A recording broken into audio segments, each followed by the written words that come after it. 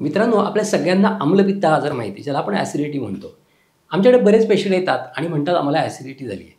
पण आमच्या असं लक्षात येतं, की त्यांचा ॲसिडिटी म्हणण्याचा जो दृष्टिकोन आहे तो वेगळ्या संदर्भात आहे. म्हणजे ब्लोटिंग होत असेल, पोटात गॅस होत असेल, पोट फुगत असेल, पोट साफ होत नसेल, त्याला पण ते ॲसिडिटी म्हणतात. पण एक लक्षात ठेवा, ॲसिडिटी म्हणजे ब्लोटिंग किंवा पोट फुगणं नाही. ॲसिडिटीचा अर्थ असा होतो, की तुमच्या आमाशयामध्ये जर ॲसिड वाढला असेल, छाती जळजळ होत असेल, पोटात जळजळ होत असेल, तर तो त्रास म्हणजे ॲसिडिटी. पण हा त्रास होतो का?